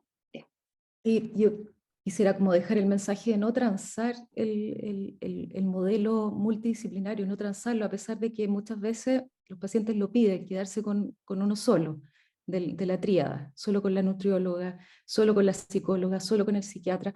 No transar lo multidisciplinario y no tener miedo también a mantener y defender el encuadre que ustedes tengan y que ustedes como, les haga sentido como equipo. A nosotros nos ha ayudado mucho pensar en nuestro modelo y defenderlo. Y eso ha significado a veces rechazar algunos casos, ¿sí? O dar altas administrativas. Y es algo que siempre nos duele, que siempre nos complica, que lo reflexionamos harto, pero que también pensamos a favor del cuidado del equipo. ¿Cuáles son nuestras condiciones básicas para poder trabajar tranquilo, ¿verdad? Y para poder dar el mejor tratamiento que nosotros sabemos dar, ¿sí? Hay otros grupos que se dedican a trastorno alimentario, pero nosotros, por ejemplo, trabajamos con la familia.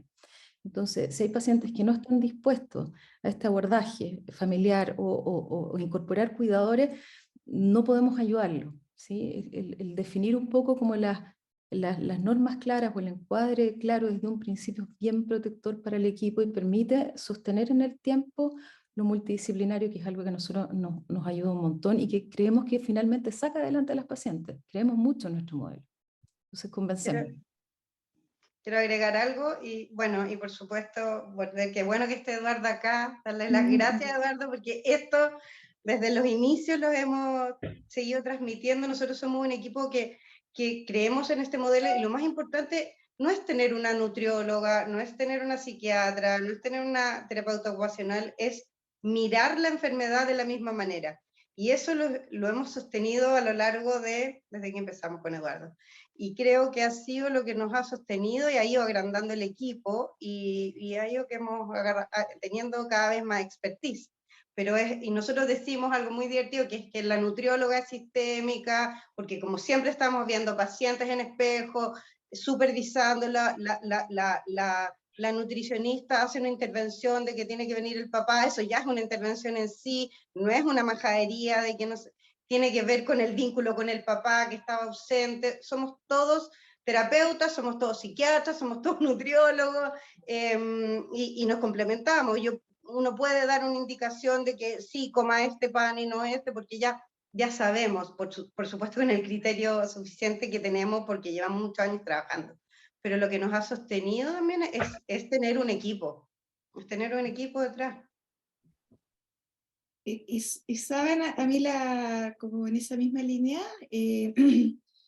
algo que yo creo que sí que es distintivo y que a mí que me toca como superviso psicólogos, psiquiatras y gente en trastorno de alimentación, es como, es mirar detrás de esa paciente rabiosa, silente, que no quiere tratarse, que está enojada, que quiere que no la molesten más, que ojalá el tratamiento salga rápido, que no quiere hablar de lo alimentario, que está dispuesta a hablar de otras cosas o de otros, que son expertas en otros.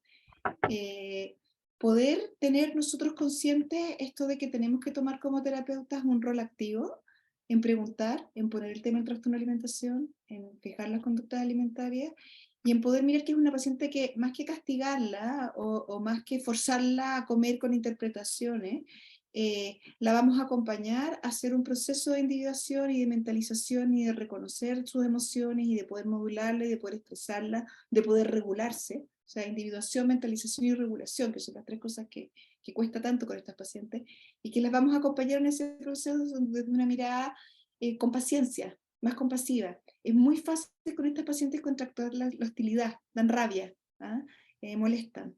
Y la experiencia que nos toca mucho es de recibir muchas pacientes que vienen de otros equipos, de otras partes, con la vivencia de que los equipos están como en contra, que las van a retar, las van a castigar, las van a forzar, las encuentran antisociales o las encuentran TEA, como que vienen llenos de diagnósticos negativos, porque son difíciles, efectivamente son difíciles porque tienen dificultades vinculares. Entonces esta mirada de poder mirar más allá de eso y pensar que podemos construir puentes de, pues suena suítico, pero de amor, de conexión, de cariño, de vulnerabilidad, de expresión de la vulnerabilidad, de tener una posición de contener eso, de sostener eso, de acompañarlos. Yo creo que nos impone como terapeutas y como tratantes tener un equipo detrás, tener las conductas alimentarias como algo importante, pero sobre todo nos impone como de poder tener la solidez interna de atrevernos a escudriñar y entrar en esas angustias y en esos dolores que son bien profundos y bien insondables y bien difíciles. Y que eso requiere silencio, requiere cocorporeidad, requiere atención sutil a la comunicación, especialmente no verbal, y es pensar cómo armo un puente con esta paciente, cómo la vitalizo, cómo la llevo a poder pensar que puede confiar o que puede ir avanzando hacia quizás alguna vez vincularse de una forma distinta, que no sea desde la complacencia, el sometimiento o la expulsión del otro. Y yo creo que esa línea es algo distinto que tenemos los de esta corriente. Muchas gracias, Sí, María Elena. No, es que se nos está acabando el tiempo y tenemos que alcanzar a cerrar. Ya, te agradecemos muchísimo la presentación, tremendamente enriquecedora, detallada y con un montón de elementos, herramientas. Lo mismo para Pascuala y para su equipo, para Carol, también para Vogel, para Melina. Muchísimas gracias la colaboración, Melina. Pedimos disculpas a los que no alcanzaron a preguntar, evidentemente que es un tema que da como para volver a plantearlo desde otra perspectiva, pero que ahí quepan todas las preguntas que quedaron pendientes, ¿no es cierto?